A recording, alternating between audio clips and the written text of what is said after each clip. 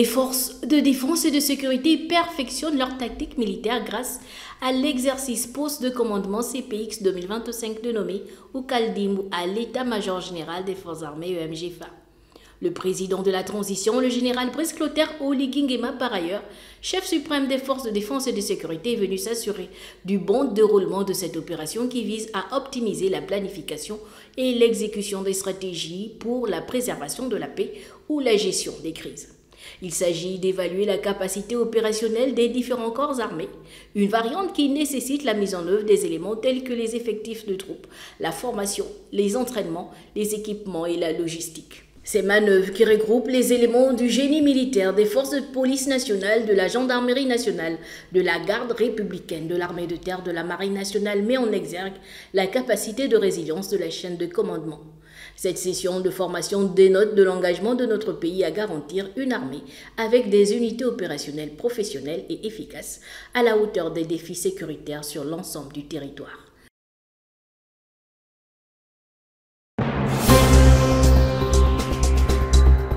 Les questions de développement des infrastructures étaient au cœur des échanges entre le président de la transition et l'homme d'affaires nigérian, président du groupe UBA et fondateur de la fondation qui porte son nom, Tony Elumelu. Accompagné d'une importante délégation bancaire, ce dernier est venu proposer son soutien pour le développement économique du pays. Le président de la République est engagé à assurer le développement des infrastructures au Gabon. Et moi, en tant qu'Africain, en tant qu'africaniste et investisseur africain, j'accompagne les pays, les dirigeants et les entreprises qui veulent investir et créer des emplois pour nos jeunes. Après une première rencontre à New York en septembre dernier, l'investisseur nigérian a réitéré son engagement en faveur du Gabon. Il s'est notamment proposé d'octroyer une enveloppe pour soutenir les jeunes entrepreneurs gabonais, une initiative qui vise à stimuler l'innovation et l'autonomisation économique de la jeunesse. En tant que fondateur de la fondation Tony Elumelu, qui accompagne les jeunes Africains, il me plaît de travailler aux côtés des dirigeants qui embrassent et rassemblent la jeunesse africaine. Donc, Son Excellence, Monsieur le Président, a bien voulu partager avec moi ses projets pour les jeunes Gabonais, créer des emplois et développer l'économie. Il m'a demandé mon appui et mon assistance et j'ai exprimé mon engagement. Je lui ai fait la promesse que notre groupe UBA soutiendra les projets de développement infrastructurel au Gabon. Et ma fondation accompagnera davantage les jeunes hommes et les jeunes femmes au Gabon en leur octroyant un financement initial non remboursable de $5 000 américains chaque année. Le groupe UBA, reconnu pour son appui au gouvernement en matière d'infrastructure, souhaite ainsi accompagner les entrepreneurs locaux afin d'améliorer leurs conditions de vie et de renforcer leur indépendance financière. Cette collaboration pourrait marquer un tournant décisif dans le développement de l'écosystème entrepreneurial du pays.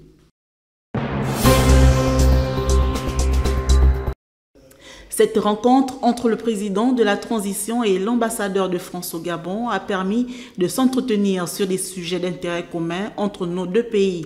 Au cours de l'audience, les deux personnalités ont fait un tour d'horizon sur la coopération bilatérale, mais également sur l'actualité nationale et internationale. Nous nous voyons de temps en temps pour faire le point sur l'actualité de la relation bilatérale. Et donc, ça a été l'objet de notre discussion, de faire un tour d'horizon des sujets bilatéraux. On a évoqué des sujets économiques, des sujets politiques et internationaux. On a également parlé de l'actualité politique gabonaise avec l'ouverture très prochainement de la campagne électorale et nous avons évoqué la nécessité d'avancer dans ce processus pour faire en sorte que le peuple gabonais puisse se prononcer de la manière la plus transparente et la plus libre possible. La France soutient le Gabon dans son processus de transition pour un retour à l'ordre constitutionnel, mais aussi pour la bonne marche des échéances électorales à venir. Ce dernier encourage les autorités à préserver le climat de paix lors des joutes électorales. Allongés à même le sol, vêtus de rouge, les agents de la main-d'œuvre non permanente de la commune de Mouila, à l'instar de ceux d'autres localités du pays, ont déclenché une grève illimitée devant le gouvernorat de la province de Langounié dans le but de lancer un énième cri d'alerte aux autorités de la transition afin de mettre un terme à des inégalités marquées par une insécurité de l'emploi, des conditions de travail déplorables et des salaires dérisoires. Quand nous avons levé le mouvement de grève du 6 janvier dernier, le Premier ministre avait croisé le collectif de rassemblement par Libreville et il les avait demandé de faire un fichier national de la main-d'œuvre non permanente du Gabon. Nous avons fait ce fichier-là, nous l'avons déposé au cabinet du Premier ministre et nous avons entendu jusqu'à 3 semaines, nous n'avons pas eu de suite.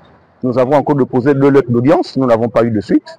Et nous nous sommes dit qu'il faut repartir au piquet de grève. Peut-être avec ce piquet de grève-là, le gouvernement va prendre notre affaire en main pour tenter de régler les points que nous avons mis en place. Rémunérés pour la plupart à hauteur de 150 000 francs CFA par mois, ces travailleurs dénoncent une précarité précédente et une absence de considération de la part des décideurs. Nous sommes très mal payés, nous avons 18 000 francs de prime de logement, nous avons un salaire de base de 80 000 francs, nous avons 35 000 francs de prime de transport, ça nous fait en gros 147 000 francs. On ne peut pas vivre avec. Nos cotisations SONOCES s'élèvent à 3 076 francs par mois. Donc celui qui va en retraite a à peine 105 000 francs de pension retraite à la fin. Nous ne pouvons pas tenir à ce niveau-là. Nous demandons l'indulgence du gouvernement et du président de la transition qu'il écoute notre doléance. Suspendu le 6 janvier dernier pour négociation, la rencontre avec le Premier ministre chef du gouvernement Raymond Doncima n'aurait pas convaincu ses compatriotes. Le gouvernement a interpellé le rapportement, donc ceux qui sont à Libreville. Le premier jour, donc le 17, lundi 17 dernier, le rapportement n'a pas été interpellé par le Premier ministre. Ils ont mis une commission, mais cette commission-là, on regrette que le rapportement ne participe pas à cette commission-là. Donc jusque-là, c'est statu quo. Nous n'avons pas d'avancée significative. Ces derniers espèrent que ces mouvements de grève boosteraient les autorités de la transition à prendre des mesures concrètes pour restaurer leur dignité et améliorer leurs conditions de vie. C'est ce jour que les travaux de réhabilitation de l'axe Mwabi-Mbadi ont officiellement été lancés par la première autorité départementale. Ce projet de grande envergure permettra de désenclaver plusieurs localités, d'améliorer la circulation et de faciliter les échanges commerciaux. Le bureau de travaux pour déterminer pour 3 mois, parce que nous avons un tronçon de 32 km. Alors sur ce tronçon, nous avons des ponts qui sont complètement hors service. Les routes sont endommagées. Les ravines, les boucliers, nos invitaux. Donc, nous pensons faire du mieux. Nous pouvons faire comme nous avons toujours su le faire en tant que technicien. Mon équipe et moi ici. Le délégué spécial en charge du département de la Guinée remercie les plus hautes autorités du pays, en tête desquelles le président de la transition, pour avoir écouté les cris d'alarme des Mwabi et Mwabiennes, un véritable signe d'engagement. Le président de la transition a écouté notre cri, notre sollicitation, il nous a envoyé ses engins. En qualité de délégué spécial du conseil départemental de la Guinée, je ne peux que me réjouir. Et avec les collègues, monsieur le préfet, toute l'administration de Mwabi, nous allons accompagner cette équipe de travaux publics pour que les travaux aillent à bon port. Même sentiment pour le chef de regroupement Maba Madjoung, Simplice Mbadinga Mugwangu. Nous remercions d'abord au président de la transition. Nous sommes contents du lancement des travaux que le président venait de nous donner les engins pour en faire que nous soyons vraiment libres de circuler. Amélie Itumba, résident à Tondondo, loue cette initiative qui viendra soulager les populations de cette partie du pays, car cette route avait déjà connu une dégradation très avancée, rendant ainsi le trafic difficile, surtout en saison de pluie, a-t-elle souligné en langue Ipounou.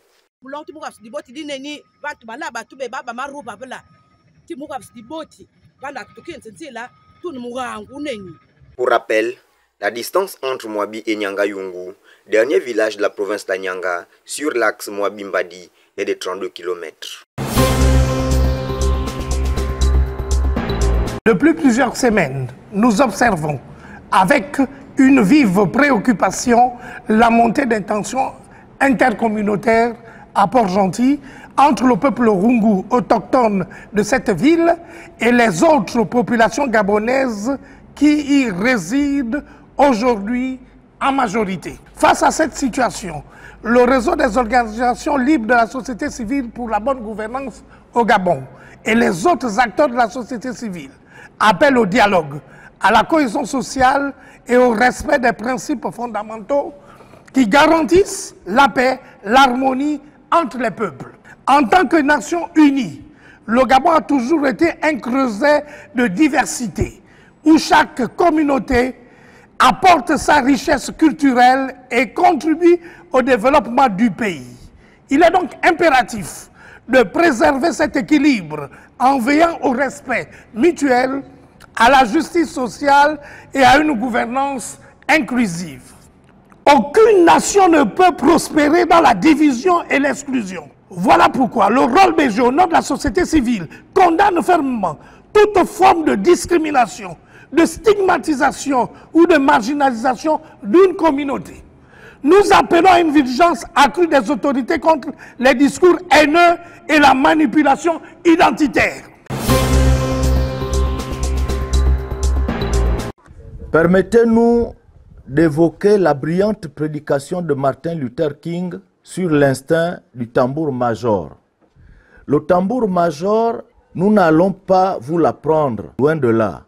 Mais pour le citoyen lambda, le tambour-major, c'est cet officier qui dirige le défilé militaire et qui est au premier rang, vêtu comme un charme. Il est au devant de la scène, il est vu de tous. En nous référant sur l'instinct du tambour-major, nous avons compris qu'au sein de notre province, tout le monde veut être distingué. Tout le monde veut être grand, tout le monde veut attirer l'attention.